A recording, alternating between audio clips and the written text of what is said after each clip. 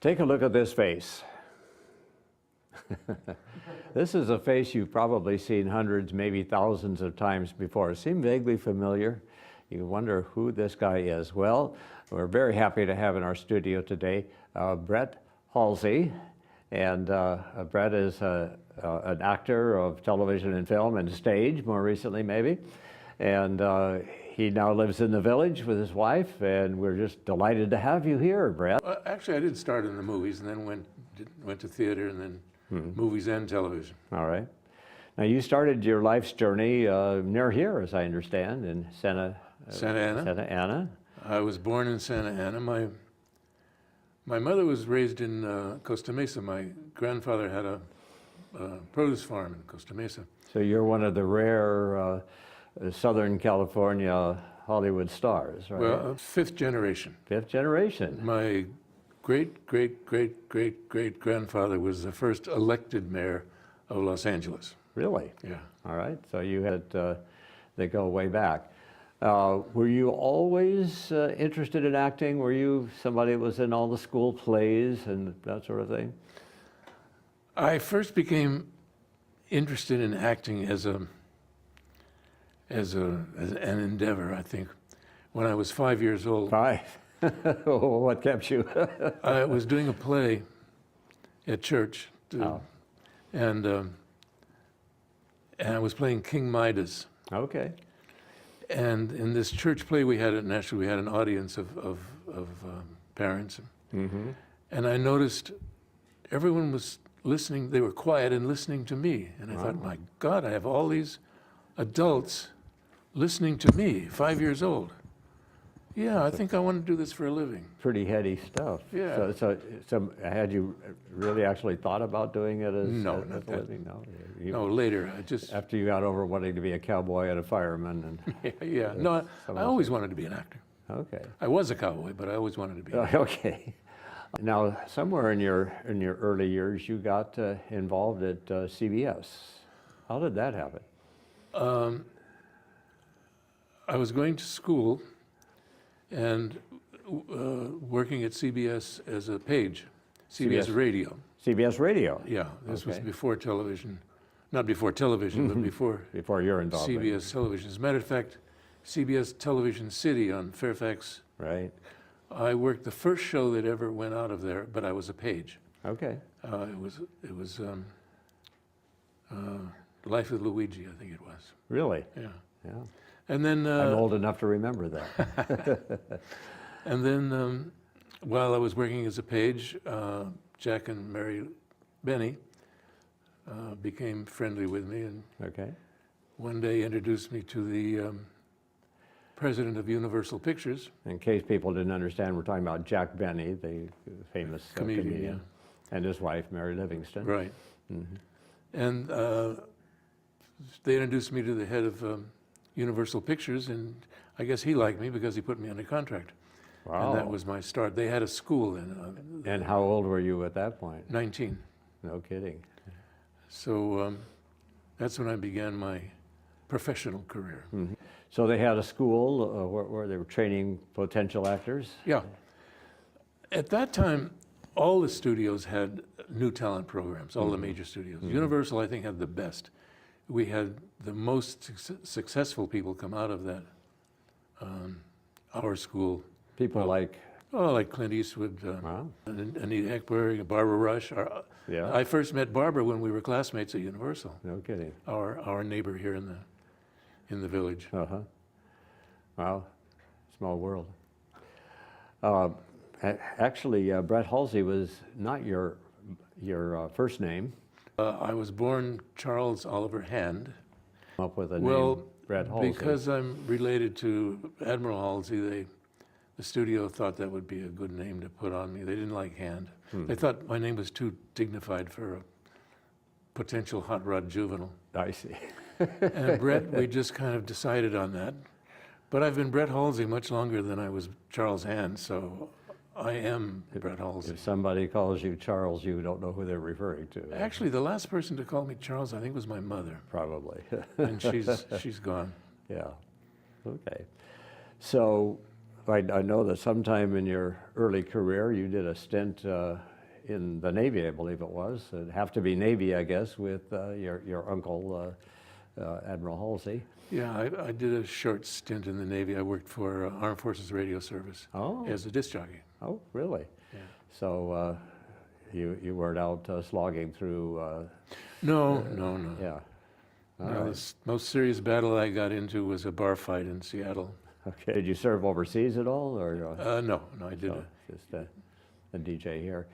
And getting out of the Navy, then what was next? Then I went to school, broadcast school, and it was while I was going to school, and this was in Hollywood, that I got the job at CBS. And Yeah. Okay. So I got things a little bit out of order there. What was your first, you would say, breakthrough to get into the film industry, to get a role in a movie? Well, my first notable role, I guess, was I played the oldest. Well, my first notable role, I guess, was I played the oldest son in the Ma and Pa Kettle, next to the last of the Ma and Pa Kettle series. Wow. And that was the first important role I had. While I was under contract to Universal, I played in 13 movies, small parts, but always, it was great. It was part of our education. They would put us in movies whenever they could, and we'd learn. You learn a lot more working with good people. I remember one of my first jobs was with Barbara Stanwyck. Oh. And my first appearance in a film was with a film with Edward G. Robinson. Really? So there were many more. Jeff Chandler, who became a friend, and it was nice because I was just starting when I first met Jeff, and then we co-starred in a film later at Fox, Return to Peyton Place. Oh, really? Yeah. Now, I suppose over your career, you've been in perhaps more than 100 films? 101 movies. 101 movies. And about 400 television shows. No kidding. Wow. Both here and in Europe. It's likely that all of our audience members have seen you on the screen multiple times, whether or not they recognized it was you at the time. So. Well, I think I've changed. If you see the photographs from the beginning until now, right. I don't play those young juveniles anymore. It's funny, one of my first roles, I played a cadet at West Point in the series, West Point I think it was called. I did 3 of them. But my career went from a cadet at West Point to a general at the Pentagon. So you did a stint of filming in Italy. What was that about? Actually, I spent most of my adult life working in European films, living and working in Europe. Really? I did my first film in Italy in 1962. To learn your lines in all those languages? Or? No, as a matter of fact, after all the films I made in Italy, I always acted in English. I was asked to do a cheese commercial in Chicago, and they wanted the commercial done in Italian. In Italian. And so they hired me. It was funny because they hired a person to supervise my Italian, and I spoke Italian much better than he did. So. They didn't know that. No. So you didn't speak Italian in any of the movies you shot in Italy. No, not even Italian television. But you did a cheese commercial in Chicago in Italian. Yeah. I imagine over the years you must have had a lot of weird, funny experiences happen to you in this industry. Yeah, like this interview. Okay. No, it has been interesting, working in all the different countries and different, like I shot in Egypt and Morocco and Israel and Hungary, Nicaragua, You did so much of your work overseas. Did you prefer living and working over there for some reason, or? It kind of happened. When my contract finished at 20th Century Fox, I was immediately offered a film in Italy, sword fighting film, Scaramouche type film. And I came back from that. I did another film here with Vincent Price, with whom we co-starred in The Return of the Fly. And when I finished that film, I had an offer to go back to Italy to make 3 films. So I went back. I did the 3 films, then another was offered and another. And next thing I knew, 5 years had gone by and I hadn't been home. Wow. Now, were these films mainly distributed in Europe or in Italy in particular? At the time, when television was starting to catch on seriously here, they stopped making B films. Didn't stop, but it went way down. But there was still a market for them, especially in the new television. If you recall, we had the Saturday night movie, the Friday night movie, the $1 Million movie. Well, many of those were European imports. So they would hire Americans, stars, to help the sale in America. And then the rest of them would be mostly Europeans, actors. So did you, speaking English in these European films, did that make you the heavy? Were you playing the bad guy a lot of the time? Or? Oh, no. All these films were dubbed into English anyway. I see. Okay. They didn't record direct sound. My first film in Europe was a film called 7 Swords for the King. Oh, yeah. And in my first scene, there were 5 actors, each speaking his own language. So I had to learn quickly to understand what You they had were to saying. get your cues out of French or something else. But they weren't recording direct sound. They recorded a soundtrack, but to help with the dubbing. I heard you talking about dubbing here. Right. We did a lot of dubbing over there. But sound wasn't important. I wrote a novel about it called The Magnificent Strangers, mainly about the Americans in the film business over there. Really? And in the novel, I talked about an experience where the Italian director is yelling at some of the people, and he had these 2 bull mastiffs that didn't like the sound of the camera because they didn't put a sound protection on the camera. So the sound would have been unusable anyway with the noise of the camera. But when you're acting, you have the noise of the camera, these 2 dogs howling, the director yelling, lighting somebody, and everybody's doing their own thing, and the actors are supposed to be really involved. It was difficult kind of acting. Hearing about the silent movie era in which one movie would be being shot here and right next to it another movie, and everybody could hear each other's lines and that sort of thing. They had to try to concentrate. Later, you just reminded me of when I was doing one of the spaghetti westerns, we were shooting this scene on this kind of cliff mountaintop in Spain. And then another movie company was shooting a chase down in the valley, and our director said, "Quick, get a camera on it," and he shot the chase. Put it in our movie. Yeah, I understand that in some of those early silent movies, they would do a chase this way, and then rather than walk back or something, they'd reload the cameras and do a chase back, which they might use sometime in another film. So, yeah, interesting. You worked with many directors over the years. Did you have a favorite? I have favorites. Favorites, okay, plural. I guess my favorite director was probably an Italian. My 2 favorites are Italians, Lucio Fulci and Mario Bava. But I worked with directors here whom I admired greatly. I worked with Francis Ford Coppola. Really? In Godfather 3. I worked with Robert Wise in I Want to Live.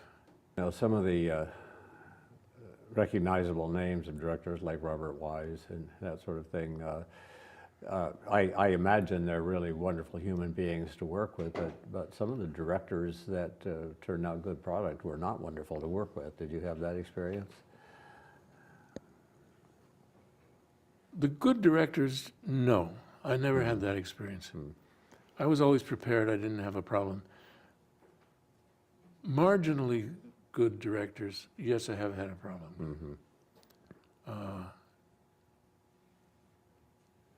So you made 101 movies, and then I think you said you were in something like 400 television episodes. I know that you worked for a while with some of the soaps, including like General Hospital. And what was that like? I mean, that's I think General Hospital, is that an hour a day or just half an hour a day? It's an hour. It's an hour a day. Well, you don't work in every show. My contract was 3 shows a week. And you just spend your life learning lines. Yeah. Because there's no, one of the differences of working in soaps and working generally is sometimes you have time in regular television or films, mostly in films, to collaborate with the director. Whereas in soaps, it's just almost like cookie cutter. They need good actors, and they do have wonderful actors. But there's no room for improvisation and interpretation. They mostly do it in one take? In the beginning, yeah, they would, they'd shoot like live. In the beginning, before I came into soaps, they did shoot live. But later they shot on tape like live. And going up and stopping the tape was a horrible sin. As big a chunk of the program in one piece as possible. Right. To minimize editing time. I never understood the process, but once they stopped the tape, they would lose the tape machines, and they'd have to wait until the tape machines were available again. Really? This was CBS in New York. I mean, we're talking about big time. No kidding. I never understood Of people wanting to use a machine and you'd lose your place. I suppose. I don't know. know. I tried not to think of their problems. I was busy enough working on mine. All right. Well, all the tech distractions happening and all of that, trying to stay in character. Yeah. So are you a method actor? I take issue with all of that method business. Okay. Tell us what that method means to you. The method is whatever method you use to get to where you want to go. All right. I can remember one actor, he says, yes, I use the method. I use the Smirnoff Method. Yeah. For the people, when the method came in, there were some good teachers, undoubtedly good teachers, although, yes. But they had marvelous actors. I mean, like Brando, and so those people would have made it if they'd done the Gene Autry method. Right. Because they were if so you started with a good enough actor to start with, you're gonna get a good product. But the people who followed that method, who were not as talented, didn't do as well. One of that method was that you just let yourself go and you do whatever comes. You do well. In film, you can't do that. You have to stay in your light.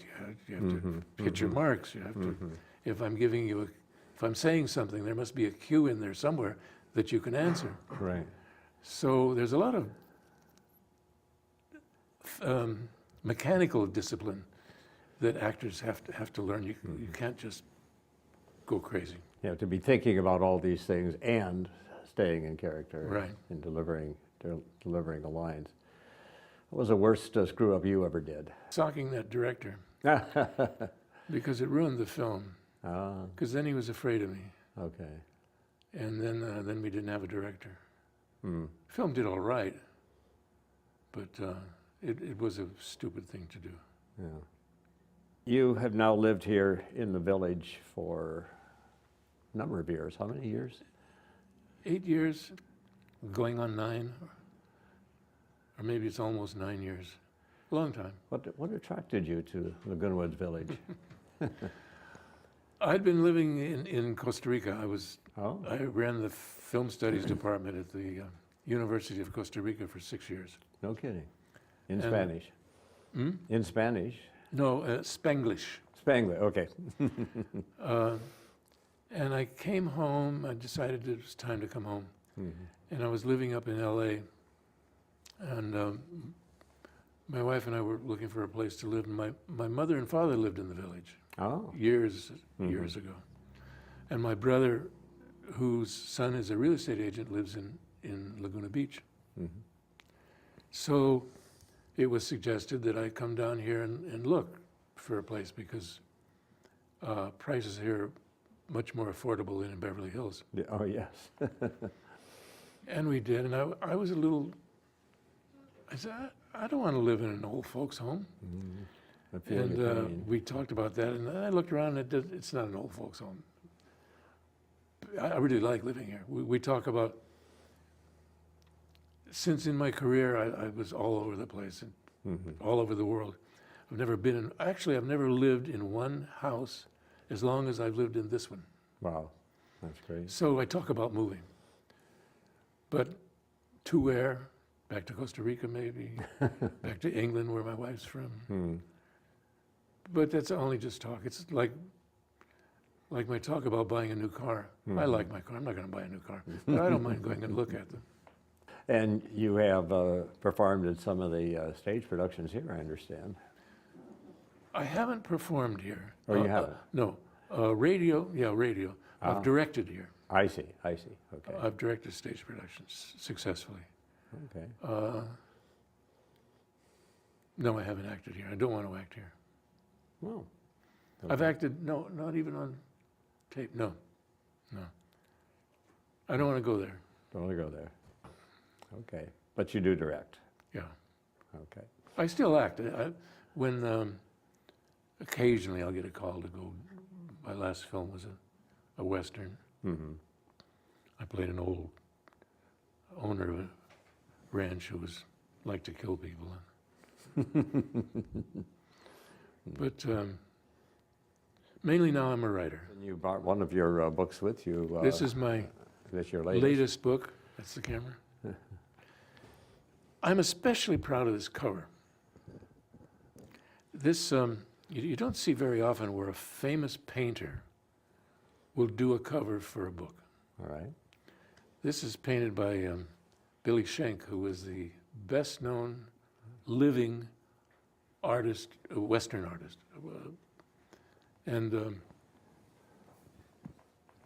And when Billy heard about the story and read a synopsis, he said, yeah, I'll do the cover. Okay. So I'm very proud of that. As a matter of fact, he's going to be at the Autry Museum in February, and I'm going to have him sign my book cover. Good. Good. And the books are available in bookstores here, or No, through my website through? Okay. and Amazon and Barnes & Noble. And Give us your website, and we'll put it on the screen. it's bretthalsey.net. One word, Simple bretthalsey.net. Looking to his wife to confirm. Okay. Right. bretthalsey.net. Yeah. And the name of the book is West of Hell. West of Hell. West of Give Hell. us a thumbnail. What's the book about? Westerns generally are about strong men going up against all odds and winning. The theme of this book is this strong man goes up against a situation that he can't beat, that he doesn't understand. Oh. And because he doesn't understand it, he can't beat it. And that's about, what does it say in the back?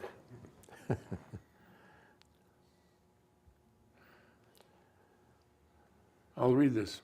All right. It says, Chris Tracy turned away from a situation he couldn't face and became a bounty hunter, a profession where, when all else failed, he could count on his fast gun. The day he arrives in Soda Springs, his life turns in unexpected or takes an unexpected turn.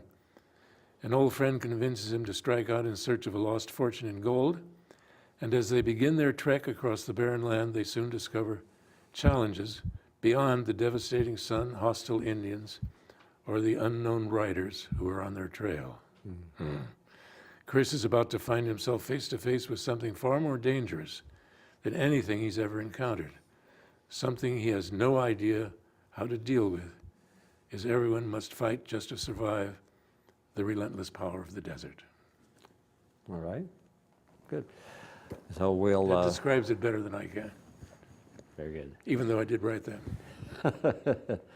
Yeah, it's, there's a reason why actors have writers, right? Yes. One of my best friends is Ralph Riskin. Ralph Riskin's father was Robert Riskin, who wrote all of Frank Capra's films. Uh-huh. And I remember him saying once, complaining that Frank Capra was, I don't want to say bragging, that's not a good word, but talking about the Capra touch. Mm-hmm. And Bob Riskin said, the Capra touch. He said, I'd love to have Capra didn't have my script. Yeah, so true. Well, Brett Halsey, it's been a delight to chat with you today, get to know you a little bit, and certainly glad that you're among us here in Laguna Woods Village. Well, it's a good place to be. I should be on the Chamber of Commerce because I like living here. Good. It's a good place. You just say that, it may happen. There are a few things that,